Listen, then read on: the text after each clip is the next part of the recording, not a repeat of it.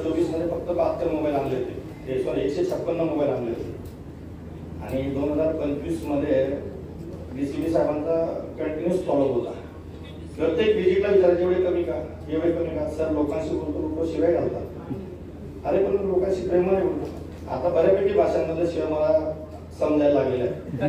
कारण प्रत्येक स्टेटमध्ये मी फोन करायचो ना, कोणी बंगालीत शिवी घालायचं, कोणी तामिळमध्ये बोलायचं. फक्त एकच शब्द माझा आणि त्यांचा बरोबर असायचा, हॅलो. बऱ्याचदा असं व्हायचं मी हॅलो बोलल्यावर माझं चुरट म्हणजे मला शॉक लागला दाखवायचं की हे काय होतं असं. मला नंतर लक्षात आलं की हे फक्त सायबर फ्रॉडमुळे होतंय, त्यांची काही चुका नसायची त्याच्यामुळे मी त्या लोकांना फक्त एवढं सांगायचो कि अभी फोन रख दो आप, 1 दिन में 2 दिन में आपको जब टाइम लगेगा तब फोन करो. सायबर फ्रॉड वाला खाली एक ही बार फोन करता है, मैं आपको जब फोन करेंगे तब उठाऊंगा. मी असं कमिटमेंट केल्यानंतर काय व्हायचं की ते एक्सपिरियन्स फोन करून बघायचे रात्री 2 वाजता 3 वाजता. मी त्या उचलायचो नाही, बऱ्याचदा उचलायचो. तो फोन ऑफिसला जायचा. मी नाईटला जाताना डिटेक्शन स्टाफ जवळ घेऊन जायचो. फोनाला फक्त हॅलो बोलायचं आणि त्यांना सांगायचं जी नोटीस पाठवली आहे त्या याच्याने तुम्ही कारवाई करा, ती परत पाठवा. तो कोणतीही भाषा बोलली तरी हिंदी बोलायचं. आमच्या डिटेक्शन स्टाफने खूप मदत केलेली आहे. दोघं टीमांचं खूप सहकार्य होतं. कधी कधी फोनच्या आधीला लावलेला असला, घरी असलो रविवारी वगैरे मी घरी घेऊन जायचो, कारण डिटेक्शन स्टाफ खूप बिझी होता मागच्या 3 महिन्यापासून. मग मी रविवारी वगैरे घरी घेऊन जायचो.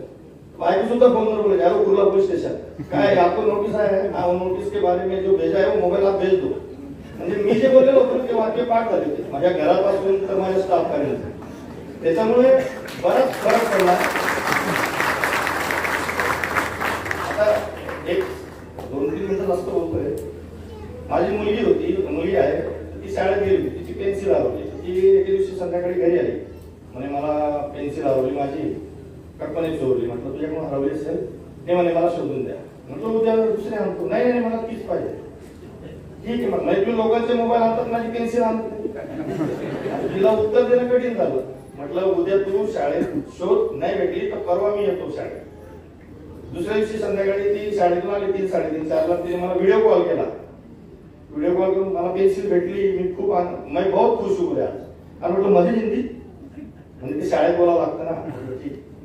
म्हणजे एखाद्या माणसाला जर एखादी वस्तू भेटली तर त्याचा आनंद किती असतो ना, त्या माझ्या मुलीच्या चेहऱ्यावर मला दिसल्यानंतर त्याच्यामध्ये आपण कमाल काम करायला.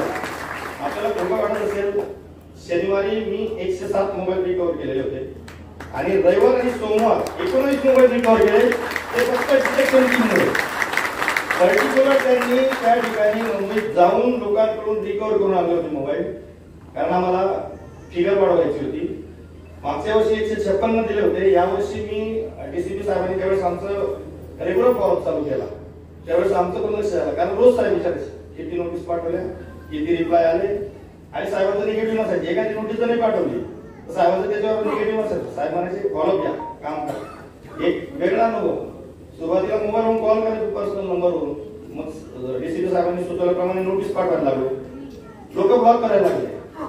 ब्लॉक करता करता याचा परिणाम असा झाला की त्यांनी गुगलवर फेक बनवून तो स्पॅम म्हणून त्याच्यावर रजिस्टर करायला लागले. माझं व्हॉट्सअप बंद झालं एके दिवशी. अरे म्हटलं व्हॉट्सअप कसं काय बंद झालं. मग मी त्या दिवशी विचार केला की आपला पर्सनल मोबाईल आहे तर या मोबाईल दुसरा मोबाईल घेऊया, कार्ड घेऊया, त्याच्यावर फक्त नोटीस आणि फोन. त्याचा फायदा असा झाला की मी तो फोन जर ऑफिसमध्ये असला आणि आमच्या डिटेक्शनचा स्टाफ असला कोणी, तो वाजतही उचलून तेच बोलायचं, घरी पण तेच फायदा झाला.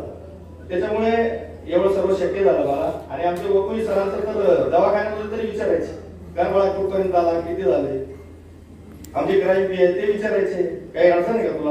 नाही सर, नाही कोणी काय शिवाय सर ते आता सर्वची सवय पडलेली कोण शिवाय त्याच्यामध्ये काही नवीन नव्हतं.